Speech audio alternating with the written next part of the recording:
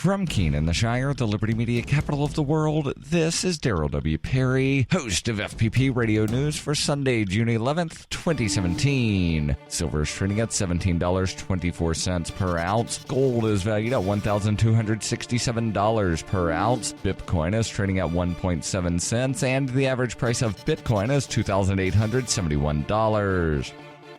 Antiwar.com reports a member of the Afghan Army's commando forces has attacked and killed 3 U.S. Army Rangers in the Nangarhar province, wounding a 4th American soldier. The gunman was killed in return fire by U.S. forces. The attack came during a joint operation in the Achin district, which is one of the main bases in the operation for Afghanistan's the Islamic State affiliate. The Taliban issued a statement following the attack, claiming that the gunman, who had not been identified, was an infiltrator from their forces. This is the deadliest such green-on-blue attack since a similar incident in March, which also killed 3 U.S. soldiers. Such incidents used to be much more common, but in recent years, U.S. and NATO forces have greatly limited their amount of direct contact with the Afghan military. As the U.S. looks to escalate its involvement in Afghanistan again, both trying to fight the Islamic State affiliate and trying to keep Afghanistan from suffering an outright defeat to the Taliban, they are putting troops increasingly back into these joint operations, leaving them exposed to shootings, whether by Taliban infiltrators or just malcontent Afghan soldiers who have grown weary of 16 years of U.S.-led military occupation.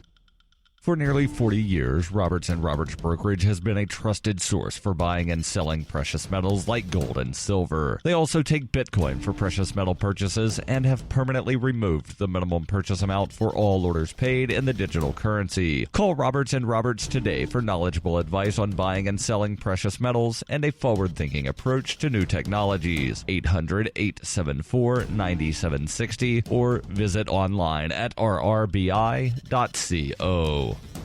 UPI reports voters in Puerto Rico will head to the polls on Sunday to assess their views on whether the island will remain a commonwealth, become a U.S. state, or seek sovereignty. If Puerto Rico, facing a decade-long recession, votes for the second time in 5 years to become a U.S. state, its government will then be required to lobby U.S. Congress to pass a statute officially admitting it as the 51st U.S. state. Members of Congress, however, are not mandated to act on the symbolic vote. Puerto Ricans are U.S. citizens that can move freely within the United States and send a non-voting delegate to the U.S. Congress, but they do not pay federal taxes and can't vote for U.S. president. Puerto Rico, as a non-incorporated territory of the United States, has its own constitution, its own set of laws, and elected officials, but the U.S. government can override its laws and other local decisions. Sunday's vote will be the 5th referendum on Puerto Rico's status, with the margin of voters favoring statehood increasing steadily with each vote, from 39% in 1967 to more than 46% in 1998 to 61% in 2012. In November, 2 pro-statehood candidates were elected to office in Puerto Rico, including Democratic Governor Ricardo Rosselló and Jennifer Gonzalez, the Republican resident commissioner who is Puerto Rico's only representative in Congress. The 2012 vote for statehood did not result in any change in the island's status, but Rosselló said he will work to fulfill the results of this year's vote, telling CNBC, "My commitment is when we have the vote, we will use our resources with the government to move forward. If Puerto Rico again opts for statehood, Congress is not required to act." Republican leaders, including President Donald Trump, have expressed disinterest in offering the island what they call a bailout by awarding it statehood. Rosselló denied Puerto Rico seek such help and said statehood would help improve its financial situation by placing it on equal ground with other U.S. states, saying, "We wouldn't want a bailout. I'm no fan of bailouts. I think we need to assume responsibility for what's going on here." Gonzalez said Sunday's vote will be the first statehood referendum where the U.S. Department of Justice has defined the choices on the ballot as part of an agreement that originally promised $2.5 million to Puerto Rico towards the cost of the vote. The department rejected the funds after suggesting several changes, and although the changes were made, Puerto Rico paid the full $7 million